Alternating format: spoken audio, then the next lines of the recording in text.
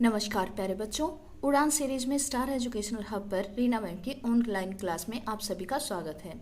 आज हम करने वाले हैं उड़ान सीरीज में कक्षा 5 की हिंदी की कार्य पुस्तिका से जय जवान जय किसान पाठ 1 से गतिविधि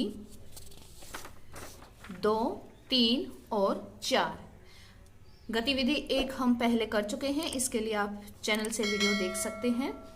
अभी हम करेंगे गतिविधि 2 शुरू।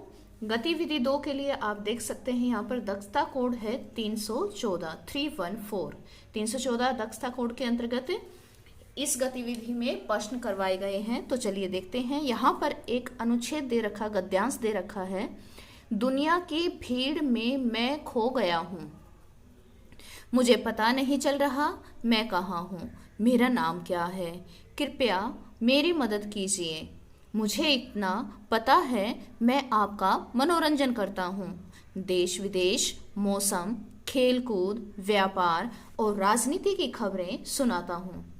दर्शक एक नहीं मेरा, श्रोता रखता हजारों। यहाँ पर देखिए, यहाँ पर किसी एक ऐसी चीज की बात की गई है जो कि एक दुनिया की भीड़ में खो गया है, यानी कि उसकी महत्ता अब कम हो गई है, वो अब इतना दिखाई नहीं देता। मुझे पता नहीं चल रहा मैं कहाँ हूँ, मेरा नाम क्या है। उसको खुद अपना नाम नहीं पता और वो कंफ्यूज हो गया है, परेशान है। तो परेशान होकर कह रहा है कि मुझे नहीं पता चल रहा कि मैं कहाँ हूँ, मेरा नाम क्या है, और हमें मदद के लिए पुकार रहा है। मुझे इतना पता है कि मैं आपका मनोरंजन करता हूँ। और ये क्या चीज़ है? ये हमारा मनोरंजन करता है। देश विदेश, मौसम, खेलकूद, व्यापार और राजनीति की खबरें सुनाता हूँ। तो ये एक ऐसी चीज़ है जिसमें इन सभी की खबरें सुनती हैं। दर्शक एक नहीं मेरा, दर्शक यानी कि देखने वाला, देखने वाला तो एक भी नहीं है, लेकिन श्रोता रखता हजारों। श्रोता यानी कि सुनने वाले हजारों हैं। यहाँ पर देखिए, दर्शक तो एक भी नहीं है, यानी कि उसको देखने वाला एक भी नहीं है, लेकिन उसको सुनने वाले हजारों हैं। तो अब इसके आधार पर यहाँ पर कुछ प्रश्न दे रखे हैं, चलिए इनके उत्तर ढूंढते हैं। गद्यांश में कौन बोल रहा है? अब जो कि हमने ये गद्यांश पढ़ा है, तो इसके आधार पर बताना है कि यहाँ पर इसमें कौन बोल रहा है। इसके लिए विकल्प दे रखे हैं। विकल्प क, यूट्यूब, टेलीविजन, फेसबुक, रेडियो। देखिए, और तो बात सारी ठीक है। एक तो ये एक ऐसी चीज़ है जिसमें खबरें सुनाई जाती हैं, और दर्शक एक नहीं मेरा, श्रोता रखता हजारों। उसका देखने वाला एक भी नहीं है, लेकिन श्रोता हजारों हैं, सुनने वाले हजारों हैं। तो यूट्यूब में हम देख भी सकते हैं, यूट्यूब के दर्शक बहुत सारे होते हैं। टेलीविजन में भी चित्र दिखाई देते हैं, तो इसका मतलब टेलीविजन के भी दर्शक होते हैं। फेसबुक में भी दर्शक होते हैं। रेडियो में हम चित्र नहीं देख सकते, केवल उसको सुन सकते हैं। इसके दर्शक नहीं होते, बल्कि श्रोता यानी कि सुनने वाले होते हैं। तो इस आधार पर हमारा सही उत्तर होगा रेडियो। घ पर हम सही का निशान लगाएंगे। प्रश्न नंबर 2 है, मौसम, खेलकूद, व्यापार के बीच कौन सा विराम चिन्ह है? अब देखिए, मौसम और ये है, यहाँ पर एक छोटा सा निशान लगा हुआ है, ध्यान से देखिए। खेलकूद, यहाँ भी एक निशान लगा हुआ है। व्यापार, इन तीनों के बीच कौन सा विराम चिन्ह है? विराम चिन्ह के लिए चैनल पर अलग से वीडियो उपलब्ध है, आप वहां से जाकर चिन्हों की पहचान कर सकते हैं। यहाँ पर देखिए, पूर्ण विराम। पूर्ण विराम होता है एक ऐसे सीधी लाइन की तरह। जब हमारी बात पूरी हो जाती है, एक साधारण वाक्य कहते हैं, तो उसके अंत में हम ऐसा चिन्ह लगाते हैं, इसको कहते हैं पूर्ण विराम। दूसरा विकल्प है प्रश्नवाचक। प्रश्नवाचक इस तरह का होता है, एक हुक की तरह, और जब हम कोई प्रश्न पूछते हैं तो उसके अंत में हम इस तरह का निशान लगाते हैं, इस निशान को कहते हैं प्रश्नवाचक। अब है अल्प विराम। अल्प विराम होता है इस तरह से, ये होता है अल्प विराम। और जब इस तरह से वाक्य में 1 से दो से अधिक शब्दों का प्रयोग किया जाता है तो उनके बीच में ये हम अल्प विराम लगाते हैं और इसको इंग्लिश में कोमा भी कहते हैं। और आगे है अर्ध विराम। अर्ध विराम एक डॉट के साथ, एक बिंदु के साथ इस तरह से अल्प विराम नीचे इस तरह का होता है। तो यहाँ पर हम देखते हैं कि हमारा अल्प विराम का प्रयोग किया गया है, तो हमारा सही उत्तर होगा अल्प विराम।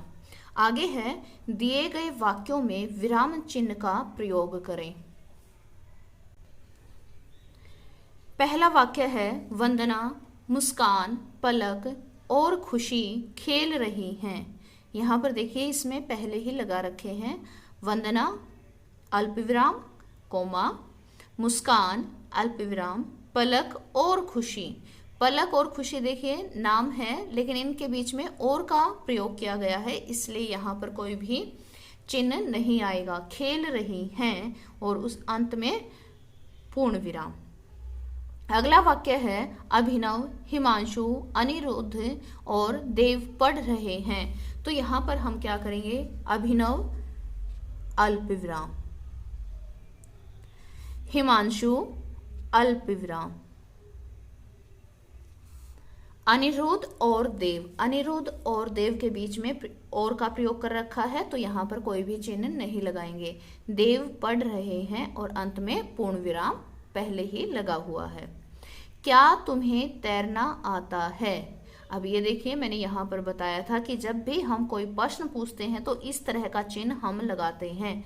तो यहाँ पर प्रश्न पूछा गया है क्या तुम्हें तैरना आता है, तो इसके अंत में हम इस तरह से लगाएंगे प्रश्नवाचक चिन्ह। सुनने वाले को श्रोता कहते हैं तो दर्शक किसे कहते हैं? सुनने वाले को श्रोता और दर्शक देखने वाले को कहते हैं। किसे कहते हैं? देखने वाले को। सुनने वाला श्रोता, देखने वाला दर्शक। गद्यांश में प्रयोग किए गए विराम चिन्हों के नाम लिखिए। अब यहाँ पर देख सकते हैं कि जो हमने गद्यांश पढ़ा है, यहाँ पर सबसे पहले देखिए दुनिया की भीड़ में मैं खो गया हूं। तो सबसे पहले यहाँ पर किस चीज का प्रयोग किया गया है? पूर्ण विराम का। तो यहाँ पर हम लिखेंगे पूर्ण विराम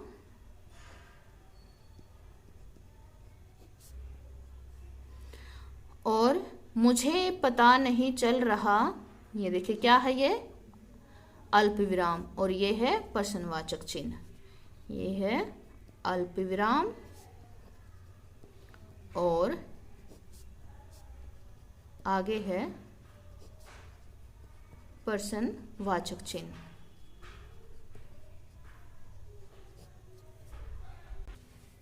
उसके बाद है गतिविधि 3, दक्षता कोड है 313-313।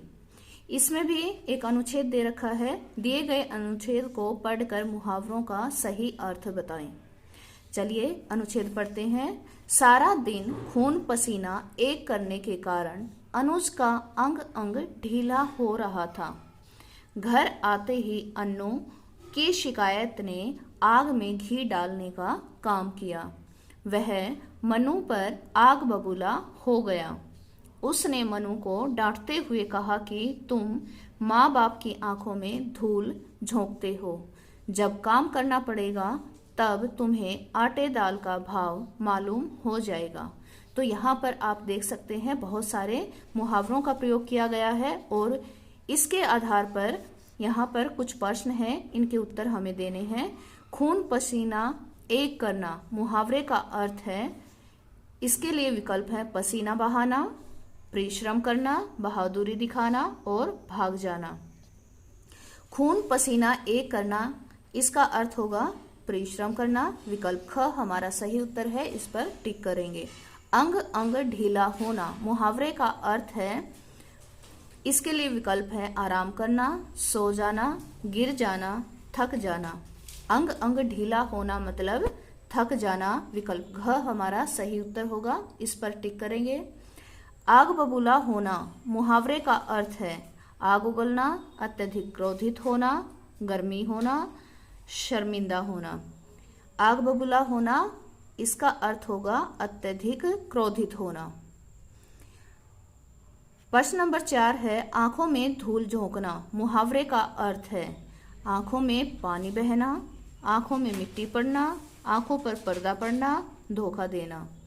तो इसका सही उत्तर होगा विकल्प घ, धोखा देना। प्रश्न नंबर 5 है कठिनाई का ज्ञान होना किस मुहावरे का अर्थ है। यहाँ पर अर्थ दे रखा है और यहाँ पर मुहावरे, तो हमें इसके लिए मुहावरा ढूंढना है, जिसके लिए विकल्प है आटे दाल का भाव मालूम होना, 9 2 11 होना, आंखों का तारा, आग में घी डालना। इसके लिए सही उत्तर होगा विकल्प क, आटे दाल का भाव मालूम होना। कठिनाई का ज्ञान होना, आटे दाल का भाव मालूम होना। अब है गतिविधि 4, जिसके लिए दक्षता कोड है 513 513 और इसमें है वर्तनी की दृष्टि से सही शब्द पर गोला लगाकर पुनः लिखिए। पुनः लिखिए मतलब फिर से लिखिए। यहाँ पर जो भी विकल्प दे रखे हैं सही शब्द पर पहले गोला लगाना है और सही शब्द को फिर यहाँ पर दोबारा से लिख कर दिखाना है। इसमें है प्रकृति। प्रकृति देखिए सही कौन सा है, ये वाला, इस पर गोला लगाएंगे और यहाँ पर शुद्ध वर्तनी को हम यहाँ लिख कर दिखाएंगे इस तरह से। फिर है आशीर्वाद। आशीर्वाद ये वाला ठीक है और इसको हम यहाँ पर लिखेंगे।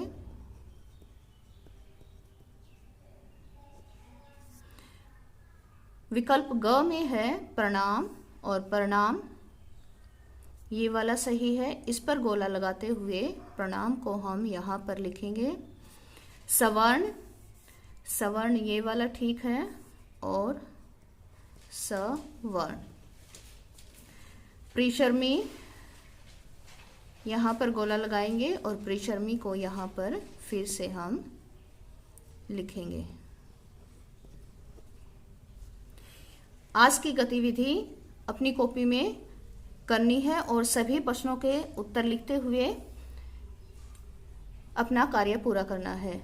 वीडियो देखने के लिए बहुत बहुत धन्यवाद। अगर अभी तक चैनल को सब्सक्राइब नहीं किया है तो चैनल को सब्सक्राइब जरूर करें।